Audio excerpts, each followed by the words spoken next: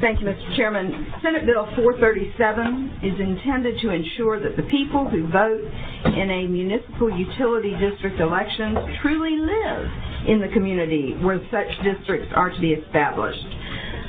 Mr. Chairman, members, last November, a pair of voters, pair meaning two, moved into a trailer on undeveloped land in Denton County, participated in an election to create a MUD, authorized $292.5 million in public bonds, and appointed a board of directors.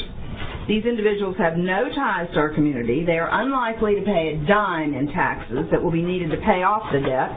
They had no stake in the outcome, and yet they were the only two voters to participate in this election. I understand that it has become common practice for transient voters to be moved onto land for the express purpose of establishing special taxing districts. However, my constituents are becoming increasingly skeptical of these elections, which appear to me to be engineered.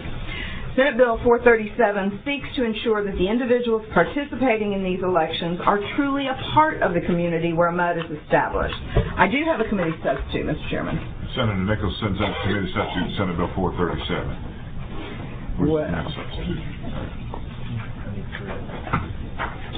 is there any objections to the adoption of the committee substitute? Hearing none, so ordered. Would you explain the bill and the difference between the committee substitute and the bill, Senator Nelson? Okay, well, originally, Mr. Chairman and members, I wanted to establish residency requirements, but after talking with the Attorney General's office, I think that it is probably a more constitutionally sound approach to to require a larger pool of voters, which would help ensure that actual residents of the community will have a voice in these elections. So what I did is require a minimum of 40 voters to establish and issue bonds for municipal utility districts. That's what it does. Are there any questions of the author? I actually have a question. Were they able to sell those bonds? I don't think they sold them yet. I bet you they have trouble finding somebody to buy them. Well, no. Let me ask you a question. When some of these MUDs are established, the first, like the developers, the ones I've seen, that's the only ones I had experience with, they go out and they take a raw tract of land. Right. No one lives there because there's no infrastructure, and then the developer sets up usually a board, and then they make the original decisions, and they try to sell the bonds and so on. And so there's no place to live out there. Right. They brought in a trailer. I'd love to know who paid for that trailer, by the way. Thank you. And well, I think I think we gave you all an article. I think the two individuals were like 18 and 24 years old. I mean, if there's no place to live out there, I'm kind of like, you're creating a situation where all these people have to go out there and live for a year in a place that there's no houses or anything. So you want them to move trailers out there? Well, I'd like them to move nice, wonderful houses out there. Thank you. Okay, let the fun begin. Let the testimony begin. Mr. Chairman, can I just ask one quick question? You sure may, Senator Patrick. Thank you. And sorry I had to step out for a minute but I kept the meeting short because I wanted to hear the testimony and the bill. Senator, help me understand, this is not bracketed for just you, right? Well, if I can pass it, I'll bracket it for just Denton and Tarrant. My constituents want it. I would like to think everybody. I may have more MUD districts than any senator. No, you do have more MUD districts than me. And we've passed a lot of them through here with your help, Mr. Chairman. I appreciate it. That's correct. And I would just say, Senator, that the reaction of my constituents and my folks would be not in favor. Okay. Not that we don't have some issues from time to time, but most of our folks perform well, and so for me personally, it would be hard. It would be hard to see something. You know what, Senator Patrick? If you'll offer an amendment for Denton and Tarrant counties, I don't know whether that would even be constitutional, to be honest with you. Yeah. Oh, I'd try it. Well, before we did something like that, I'd like. Well, here's the thing, Senator Patrick, and I understand that you may not think this is a good idea, but my constituents are livid. They're furious, and I'm trying to figure out a way to make this happen. I'd look forward to your suggestions, but they are very angry that this could happen in this manner. Okay. I do understand. Any other questions of the author of the bill? Let's open it up for public testimony. We have Julian Grant here, Office Attorney General, as a resource. Can I ask a question of the Attorney General's office? Please come forward.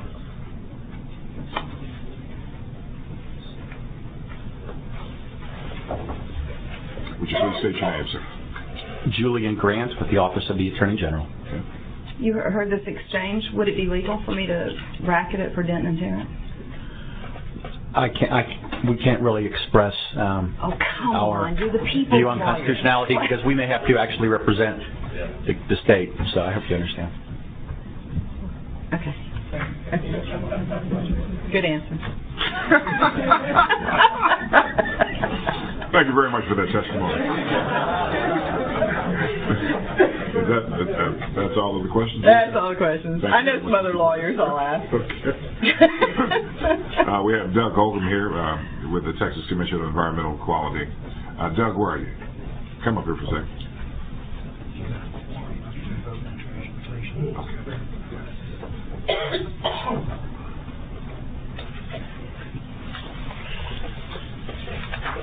Would you please state your name, sir? Doug Holcomb, TCEQ, Water Supply Division. As it relates to the issue that Senator Nelson was talking about concerning the two people moving on the land, I assume that those bonds had to come through TCEQ. No, they haven't. It's just for their initial approval of bonds for the district. They'll draw on those bonds as the district is built out. Okay. And go to TCEQ for approval. Okay, have those bonds been approved or what? Well, they're approved by the voters. Right, that's what I'm asking. Do you know whether they were approved in it? I assume that they were in an election. And then in order to sell the bonds, they still have to come to TCEQ. When the district is built out to a certain level, they can come to, when it's feasible, economically feasible, the district can come to TCEQ. Okay, thank you. That's all. And we have Melanie Huff with Secretary of State as a resource. We have Joe B. Allen, who's against the bill. Joe B., come on down and testify. Joe B. Have Joe B. is against the bill. And we have Philip Savoy. Philip, come on down. Jim Short is against the bill, representing the Houston Real Estate Council, but does not wish to testify. Shannon Igo is for the bill, does not wish to testify. Scott Norman is against the bill, does not represent Texas Association of Builders, does not wish to testify. Howard Cohen, representing Schwartz Pig Harding, is against the bill, does not wish to testify. And he's against the bill and also the committee substitute. We have Amy Fredericks with the Blake Maggi Company is against the bill, does not wish to testify. Susan Littlefield, who's representing herself, and Ambrose and Brown P. LLC, that's against the bill, does not wish to testify. Marianne Hefner, Chair, Legislative Planning Committee, Association of Water Board Directors, is against the bill, does not wish to testify. Charlotte Collins, Attorney, representing self and firm of Amberson Brown, is against the bill, does not wish to testify. Nancy Henschel is for the bill, representing self, does not wish to testify. Janet Ahmad is for the bill, does not wish to testify. Mr. Allen. Good morning, Mr. Chairman, Senators. Senator Nelson, it's nice to see you again. Yeah. Senator Nelson and I think last had this conversation about 10 years ago with some amoeba freshwater supply districts. Joe, you need to state your I beg your pardon, Mr. Chairman. Joe B. Allen, Allen Boone, Humphreys, Robinson. I'm speaking on behalf of myself, my law firm, and also on behalf of the Association of Water Board Directors, which is a statewide association of mud directors and other special district directors. Senator Nelson and I had similar conversations about 10 years ago with amoeba freshwater supply districts. And if you'll recall, Senator, I agreed with you that time about They were nailing signs on trees telling people where to vote, buried down in the middle of the district. I agreed with you that the process was going on at that time period was wrong, and I personally went to Attorney General Cornyn, and thanks to General Cornyn, he issued new mandates that fixed that problem. Right. Unfortunately, today I have to testify against your bill because I think it's a very damaging bill. as this committee, and I think everybody in the legislature is well aware, we have had incredible growth in the last few years, 5 million people since the last census. I know in the greater Houston area, probably 90+% of all those people who have moved into our region live in MUDs. The population of Denton County probably doubled in the last decade, and my guess is or grew by 50%, and you have really some of the finest new master plan communities in the state, and I think all of those are either in MUDs or freshwater supply districts that went through this same process at the time they were started. And I think you have to understand this situation in the context of an overall process, and that is there's generally one landowner, developer, who owns the entire tract of land. So this is not being imposed on somebody else's property. There are no residents by virtue of the fact that it is a vacant property, and you simply have to have some initial voters to meet the constitutional requirement to have an election in order to vote these bonds. Going back to sometime in the 80s, and I was here then, Mr. Chairman, in the 80s, we have adopted a very tough regulatory policy with regard to TSEC oversight of the issuance of bonds and approval by the Attorney General. I'm going to ask you to wrap up your testimony. All right. There's no political subdivision in the state, or probably anywhere in the country, that is more scrutinized than these districts. They're very important to the land development practice and the home building industry in the state, and if this bill passes, it will be extremely detrimental to economic development in the state, to the home building industry, and to home building prices. And so I would urge the committee not to pass this bill, and I'd be happy to answer any questions. Questions of the witness? Mr. Chairman, may I ask a question? And I'm certainly not trying to dissolve, MUDs, and I agree with you that many of them have been done very well.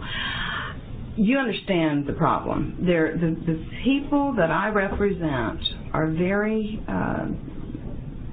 discouraged because they believe that all this is being done, secretly behind a curtain, and I want to have more transparency, and I don't know how to do that other than say you got to have more people there who actually are members of our community and who aren't brought in and put in a trailer for this election.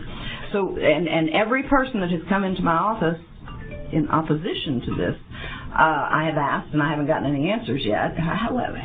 What can we do? How can we provide more transparency? And you're the godfather of all this. You should know better than anybody what can we do to create a more comfort with the people who live there in Denton County. To provide more transparency. What would you suggest? Well, Senator, I don't. If I knew how to solve this particular dilemma, I would have already solved it. I promise you. I know it has long been a subject of criticism. This has been the industry practice for as long as I have been in the business, essentially, and there's a couple of reasons for the need to do this. One, when people move into a MUD, when a homeowner moves into a MUD, they need to know what is the tax rate in this district and how many bonds are there authorized, so that I can make an informed decision about, do I want to live in this neighborhood? Sure. Now, we went through a period in which people said, I didn't know there was a MUD and didn't know there were MUD taxes. We cured that. Changed that, yeah. We changed that, and you helped us with that, so that people could make an informed decision. All right.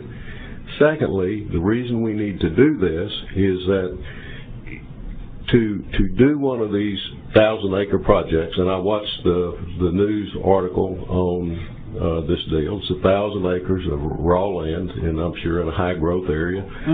And in order to do this kind of development, this project will literally cost hundreds of millions of dollars. And when you go to a lender and say, would you loan me hundreds of millions of dollars to do this project, he wants to know that he can get paid back. Now, I think it's kind of unreasonable that they would have that attitude, but and in today's climate, that's more so than ever. My concern is, if you pass this bill, it will dramatically affect the willingness of lenders to loan on these large land development projects. I understand your concern, but I need to know then what your suggestions would be. My constituents saw that same news article, show, and they are really angry. And so this is my solution. What would you suggest? Senator, I think that we have solved most of the problems that have been criticisms over the last 25 years of districts, probably except for this one. Right? And if you have others, I would love to visit with you about them. Well, I still didn't get but a solution. But you have to understand this: the developer owns this 1,000 acres. I mean, it's not like someone else in the community owns the property and something is being imposed on somebody else against their will. I understand that. Right? Mr. Chairman, that's it. I wanted to know what a solution would be, and I haven't heard it. I wish I had a solution that would satisfy you, Senator. Thank you. Nelson, I really do. Thank you. Mr. Savoy, please state your name. For the record, my name is Philip Savoy, and I'm here today representing Murphy Engineering Company. And my practical experience with municipal utility districts started in the late 70s. We've built an entire engineering business on being the engineers to put together the infrastructure planning and processing, along with working with legal staff to create these municipal utility districts. We have found that it is a mechanism, it is a vehicle to allow communities to expand their infrastructure without putting the tax burden on the whole community. The burden goes to the members of the people that live in the municipal utility district. At initiation, there are hardly anybody there. As the MUDs build out, eventually they pay their debt and bond the debt. They're ripe for annexation. The key here, I think, Senator Nelson, is to ensure that municipalities that are complaining about MUDs being created in their extraterritorial jurisdiction or such come to the table and work with the people and lay out what they would like to see. We very seldom ever see municipal utility districts going against the community will on what they want for road infrastructure or utilities or drainage or water quality enhancements. Travis County is a classic example of how the MUDs have worked, and what they have allowed us to do is to allow for prudent development, good tax base, and affordable housing. We have to remember that key, that most of these municipal utility districts are the mechanisms that are allowing the young couples that are moving up to afford that first home. The classic example of that is the Circle C projects that we worked on for many years. People were surprised you could get a fairly nice home in a municipal utility district in Austin and have that kind of lifestyle. It turned out to be a fabulous project. One of our homeowners that purchased a real nice Newmark home, I'm not promoting the company, but they ended up buying a house for about $139,000. $139,000 where? I'm sorry. In Circle C, in the late 80s.